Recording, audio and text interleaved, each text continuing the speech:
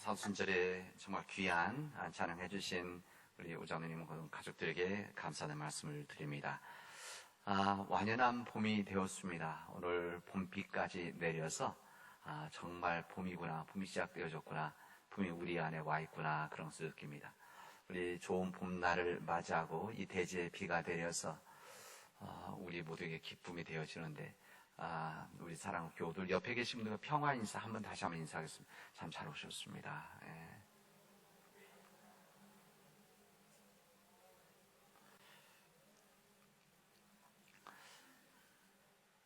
광화문에 이미 매화가 펴 있었고, 이제 곧 오늘 비가 오는 거 보니까 요천에 벚꽃이 곧 필 것 같은 좋은 날입니다.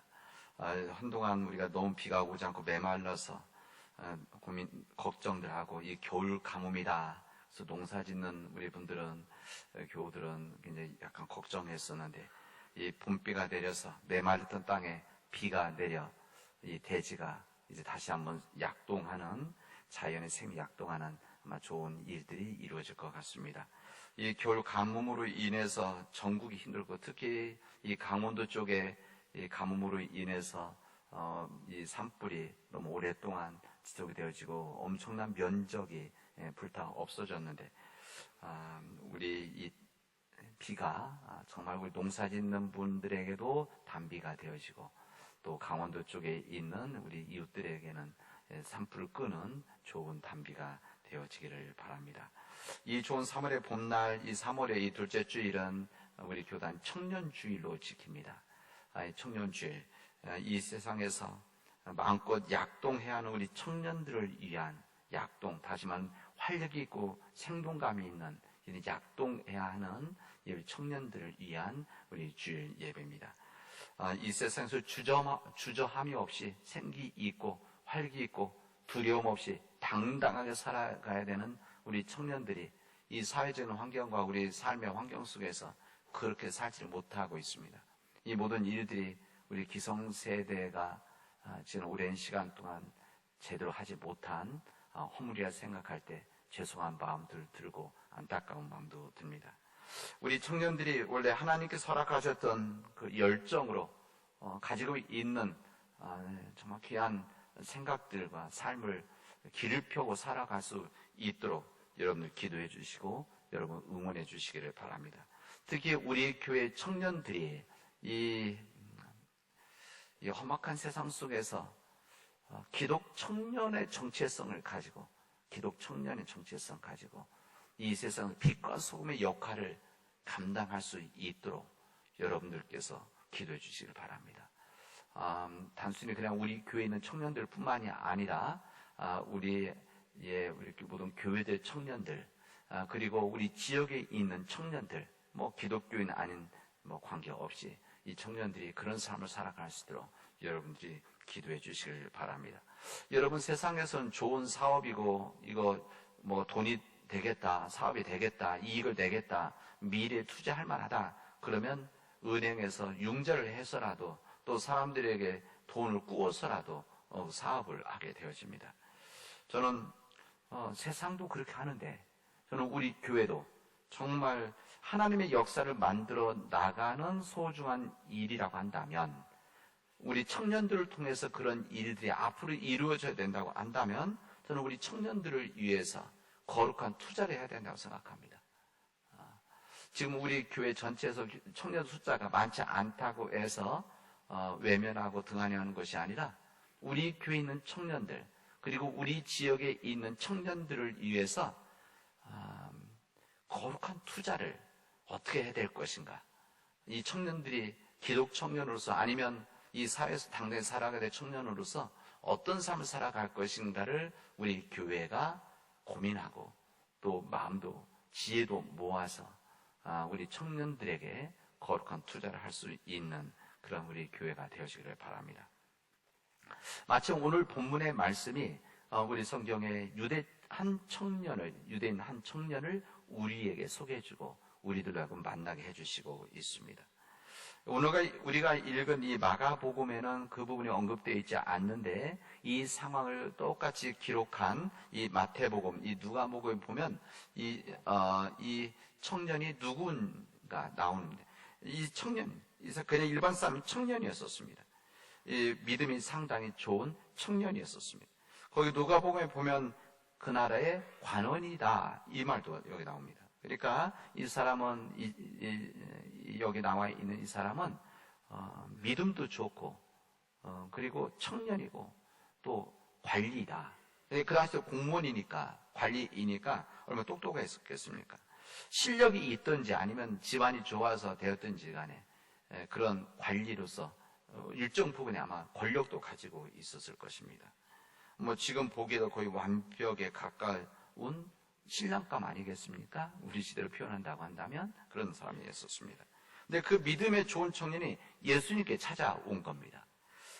그런 구원과 영원한 생명, 영생에 대한 깊은 관심과 호기심, 궁금증, 그리고 부분적으로 영적 갈등도 있었을 것입니다.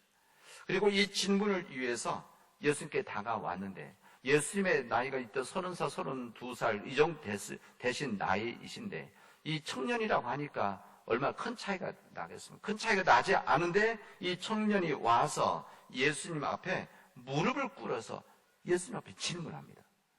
그만큼 간절하다는 거죠. 무릎을 꿇어서 질문한 겁니다. 그 질문이 그겁니다. 선한 선생님, 내가 무엇을 하여야 영생을 얻을 수가 있겠습니까? 내가 무엇을 하여 영생을 얻을 수 있겠습니까? 라고 하는 질문은 내가 이 땅에서 어떻게 살아 나가야 됩니까? 라고 하는 질문입니다. 여러분, 그다음 최고의 가치가 영생, 하나님 나라였기 때문에 우리 그러면 영생을 어떻게 해요? 하나님의 나라 어떻게 가야 됩니까? 내가 이 땅에서 어떻게 살아가야 됩니까? 질문이었습니다. 근데 그 얘기는 부족한 것이 없었습니다. 아쉬운 것이 없었죠. 그는 지금 말씀드려도 젊고 신앙도 좋고 믿음도 좋고 또 관리에다가 뭐 이런 다 갖추고 있었으니 그게 무슨 아쉬울 것이 있겠습니까? 그래서 그는 뛰어난 랍비, 뛰어난 훌륭한 선생님에게 찾아왔는데 그게 예수님이셨어요. 그가 생각할 때 예수님이면 사람들이 지금 똑똑한 랍비다라고 하고 이렇게 이미 소문이 나 있는데 그 질문 한번 해봐야 되겠다. 그리고 예수님 앞에 나와서 스스로 시험을 보겠다, 테스트하겠다라고 하는 그 마음으로 예수님 앞에 나온 겁니다. 그 시험을 자청한 것이죠. 제가 하나님의 나라에 들어갈 수 있겠습니까? 없겠습니까? 그 질문입니다. 그 정도의 마음과 자신감 예수님께 나왔다고 하는 것은 스스로 자신의 삶에 대한 만족감이 있는 사람입니다. 자신이 그런 준비가 되어 있기 때문에 예수님께 나와서 그런 질문을 하는 거 아니겠습니까? 아무런 실력과 자격을 준비되지 않은 사람이 예수님께 나와서 그런 질문을 할 수가 없는 거죠. 나 정도면 당연히 하나님의 나라에 들어갈 수가 있지. 나 정도 살았으면 하나님 나라에 들어갈 충분한 자격이 있지. 하나님도 인정하시겠지. 그런 생각과 예수님 앞에 나왔습니다. 그런 자신이 인정하고 있다면. 근데 그 청년, 모든 것을 가지고 있어서 아쉬움이 없었던 그 청년, 세상적으로 자기도 그렇고 단순히 보기에도 부족함이 없었던 그 청년은 예수님의 시험 앞에 그런 낙방을 했습니다. 예수님이 낸 문제 앞에 그런 대답을 못하고 낙방을 한 겁니다. 22절에 보면 그런 슬픈 기색을 하고 예수님으로부터 떠났다 이렇게 증언하고 있습니다. 그 청년은 아마 지금까지 아마 거의 단 한 번도 그의 인생에서 떨어본 경험이 없었을 것입니다. 실패하거나 이런 걸로 당황해보지 않았을 것입니다. 그런데 하나님 나라에 가는 이 가능성 시험에서 그는 불합격을 한 겁니다. 얼마나 황당했겠습니까? 유대사에서 자기 정도가 되면 그래도 천국에 들어가는 것은 뭐 문제가 안 됐을 텐데, 무난했을 텐데, 그리고 예수님께 올 때는 아마 당당하게 왔었을 텐데, 그런 기대치가 있었기 때문에 자신의 점수를 합격했다는 것을 다시 한번 확인해달라고 하는 그 마음 갖고 왔기 때문에 그런 기대치가 있는데 낙방했으니까 얼마나 그가 실망했겠습니까? 무엇 때문에 그가 낙방했습니까? 한 가지가 있었습니다. 예수님께서는 이렇게 말씀하십니다. 너에게 딱 한 가지 부족한 것이 있다. 그 말씀은 다른 것은 다 통과되었다는 말씀입니다. 다른 것은 다 통과되어졌는데 한 가지 이 과목에 있어서는 너는 안 되겠다. 낙방했다. 그런 이야기입니다. 과락을 한 거죠. 과락. 뭐 저도 신학교 다닐 때 목사 고시를 보는데, 목사 고시를 보게 되어지면 이 목사 고시를 위해서 신학 수업을 많이 해야 하는 거 아닙니까? 뭐 학부 4년 다니고 대학원 3년 다녀야 되고 또 인턴 과정을 또 2년 더 해야 되고, 그리고 나서 목사 고시를 보는데 과목도 적지 않습니다. 근데 거기서 한 과목이라도 떨어지면 불합격돼서 그 다음에 다시 봐야 됩니다. 이것도 3번 이상 넘어가면 이제는 안 되든가 뭐 그렇습니다. 그래서 굉장히 부담을 갖고 있죠. 그런데 이 청년이 한 과목 떨어졌는데, 이 과목은 그 청년이 몰라서 떨어진 게 아닙니다. 몰라서 떨어진 것이 아니라 그 사람의 판단 때문에 그렇습니다. 그런데 중요한 것은, 흥미있는 것은 이 과목은 떨어졌는데 재시험이 바로 가능한 일이었습니다. 그건 예수님 말씀하시는 거죠. 재시험이 가능하다. 왜냐하면 이미 해답이 주어져 있기 때문에 그렇습니다. 그가 선택만 하면 되는 겁니다. 그 해답은 그가 머리와 지식으로 지금까지 가지고 있었던 그런 세상의 실력으로 되는 것이 아니라 자기 삶의 대전환, 자기 생각의 전환, 그리고 자기 삶의 스타일의 전환, 변화, 이때 이 과목이 합격될 수 있다는 것을 성경은, 예수님은 우리에게 알려주시고 있습니다. 쉬운 것이 아니었죠. 왜냐하면 자기가 살았던 삶의 이 길을 변화해야 되니까. 지금까지 알고 있고 실력이라고 했었던, 그리고 단지 인정해줬던 이 모든 것은 다 가능한데, 근데 이 부분에 있어서는 자기가 결정과 선택을 해야 되는 일인데, 이걸 전환해야 되는, 변화해야 되는, 돌이켜야 되는 부분인데 못했다는 겁니다. 그런 예수님의 시험 과목에서 하나님 사랑학, 뭐 이렇게 말할 수도 있겠죠. 하나님을 사랑하는, 하나님과 이 부분은 만점 받았을 겁니다. A+ 받았을 겁니다. 만점. 그리고 우리 십계명에 나와 있는 계명들 중에서 우리는 보통 적극적 계명, 소극적 계명. 그러니까 적극적 계명이라고 하는 것은 뭐뭐를 해라. 그리고 소극적 계명은 보통은 무엇을 하지 말라, 이 계명인데, 그런 무엇을 하지 말라라고 하는 소극적 계명에서는 이것도 100점, all A+ 받았을 겁니다. 스스로 이야기하지 않습니까? 난 십계명에 있는 거 다 거짓말 안 하는 거, 남을 탐하는 거, 이런 모든 거 다 지켰다. 그런데 이웃사랑이라는 그 과목, 적극적 계명 부분에 있어서 주님이 이런 문제를 낸 겁니다. 주관식 문제죠. 내가 가진 것을 다 팔아서 가난한 자들에게 나누어 주어라. 그냥 버리라는 것이 아니라 다 팔아서 가난한 자들에게 나누어 주어라. 이 실천의 문제에 있어서 그는 불합격되고 만 겁니다. 여러분, 우리 시험이라고 하는 것은 학생들에게 뭐 겁을 주고 성적순을 매겨서 뭐 순서를 정하려고 그런 것이 아닙니다. 원래 시험이라고 하는 것은 학생들에게 모르는 것들을 알게 해주고, 내가 무엇을 모르고 있구나, 이것을 깨닫게 해주어서 그 부분을 더 공부하도록 하기 위한 그런 방법이 바로 시험 아닙니까? 우리 입학시험도, 대학 입학시험도 마찬가지 아닙니까?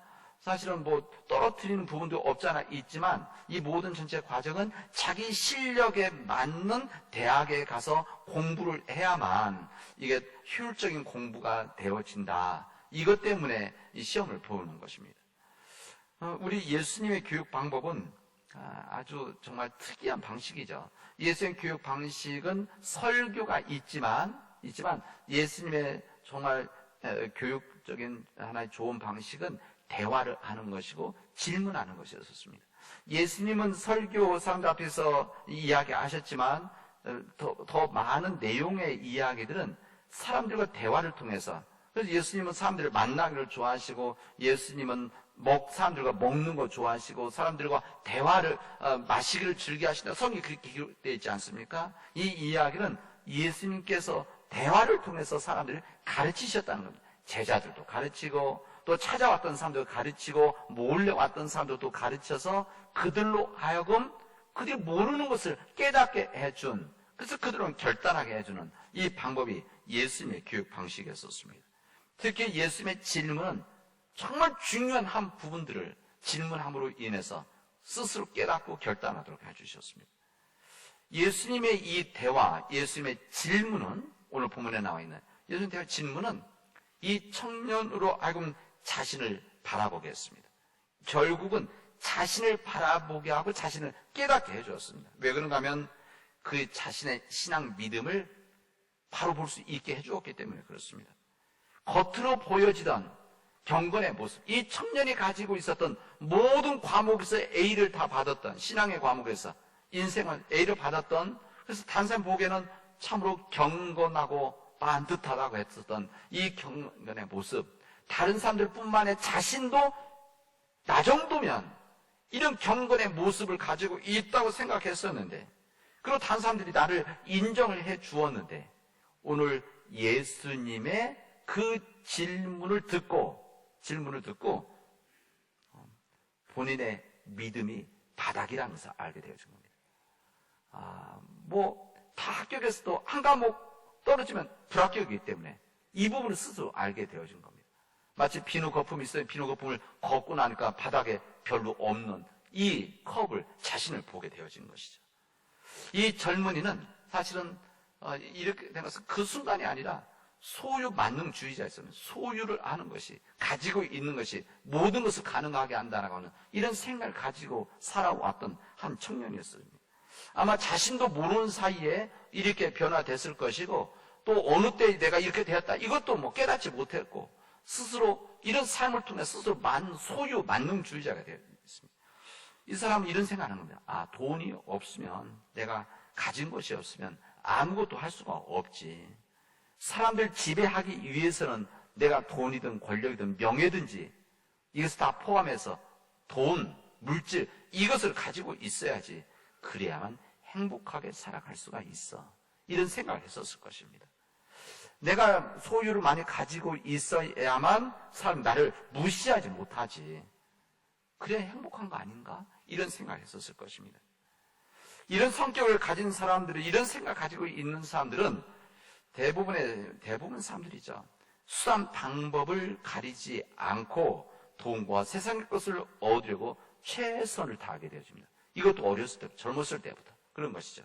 공부를 열심히 하는 것도 정말 사람이 되려고 공부하는 것이 아니라 소유를, 큰 것을, 더 큰 것을, 더 큰 것을 소유하려고 공부를 하는 겁니다. 일하는 것도 마찬가지. 사람들 앞에서 일할 때 보여주기 위한 것도, 이 모든 것들이 더 많은 소유를 얻기 위함입니다. 이런 올무에 빠져들게 되어진다는 것이죠. 대부분 사람들은 이런 삶을 살게 되면 자신도 모르는 사이에 돈의 노예가 되어지게 되어집니다. 이런 사람들은 돈이 없으면 인생상에 행복할 수 없다고 생각합니다. 왜 그런가? 그럼 경험을 해본 적이 없기 때문에 그렇습니다. 돈이 없어도, 물질이 없어도, 권력이 없어도 나는 다른 사람들보다 행복하게 살아갈 수가 있지. 기쁘게 살아갈 수 있어. 이것을 경험해 본 적이 없는 겁니다. 대체로 기득권자들은 항상 이런 생각을 합니다. 항상 가지고 있었던 사람들은 이런 생각 속에서 이런 가진 것이 없어도 행복해지는 것을 배우지를 못해요. 경험해 보지 못한 겁니다. 사실 우리 믿음 생활, 교회 생활이 사실 이 부분을 오랜 시간 동안 배우고 깨닫는 것이고 훈련하는 거 아닙니까? 오랜 시간 동안 하나님 말씀을 지내면서 우리의 삶에 정말 중요한 것이 돈이 아니라 믿음이고, 하나님 믿음 안에서 의미 있는 하나님 일을 해나가는 것이 이게 진정한 기쁨이고, 이 세상에서 사람들과 나누는 삶이지. 아무리 많은 것을 가지고 있어도 전혀 나누는 것조차도 모르고 나누는 것 자체가 세상에 손해본다고 진다고 생각하는 이 사람들에게는 이 소유에 대한 생각이 믿는 사람 다른 것입니다. 여러분, 인간의 물질이 돈이라는 것은 인간의 만족함이 없습니다. 이것은 저도 마찬가지일 것입니다. 만족함이 없습니다. 절대 없습니다. 더운 날 목마를 때 갈증으로 사이다나 콜라 마시면 당장 이 갈증이 해소될 것 같지만 더 목마르는 거 아닙니까? 마찬가지로 돈에 대한, 물질에 대한 갈증은 똑같습니다. 저는 그렇게 생각합니다. 이 돈을 추구하는 삶은 브레이크가 없습니다. 이 브레이크가 없기 때문에 무한질주를 하게 되죠. 이 브레이크가 없는 무한 질주를 하게 되어지면 이제 어느 정도 빨라지면 자신도 모르는 사이에 자신이 그냥 끌려가게 되어지는 삶을 살아가게 되어집니다. 그렇죠. 여러분, 이것을 우리 인간들이 조절할 수 있느냐? 이것을 멈추고 속도를 그렇지 못합니다. 한번 이 무한 질주의 궤도에 오르게 되어지면 그냥 가게 되어지는 겁니다. 그러다가 건강의 문제로 빨간불이 켜진다든지, 또 다른 가족들의 문제로 빨간불이 켜진다든지, 영적인 문제로 빨간불이 켜졌을 때 그때야 비로소 이게 브레이크가 없었구나, 이것을 깨닫게 되어집니다.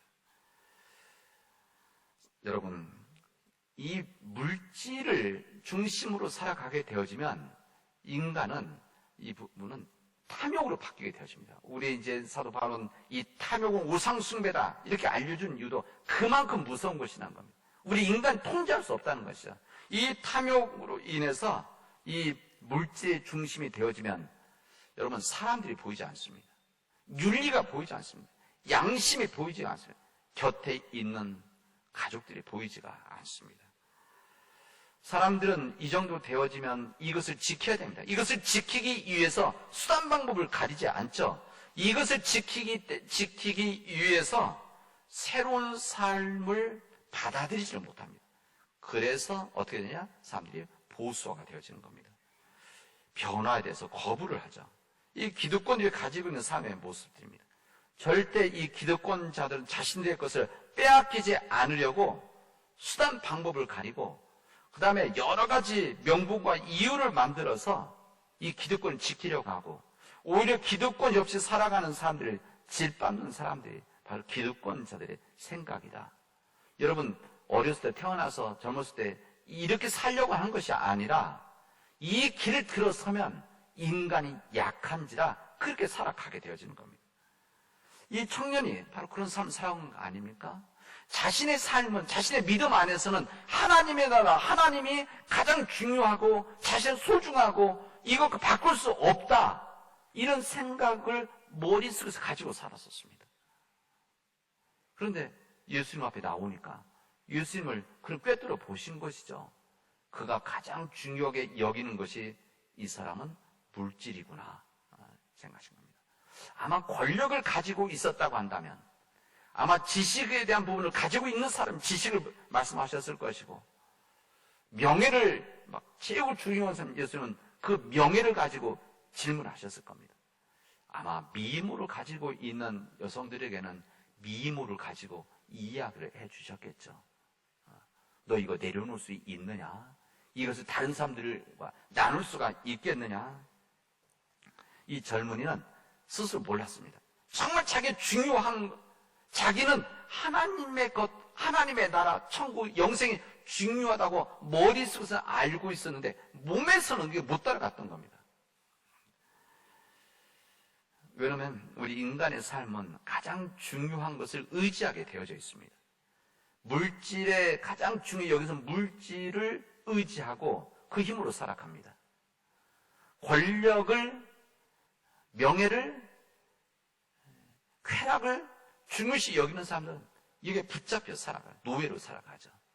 그러나 하나님을 중요하게 여기는 사람들, 하나님의 나라와 영생을 중요시 여기는 사람은 하나님께 의지하게 되어집니다.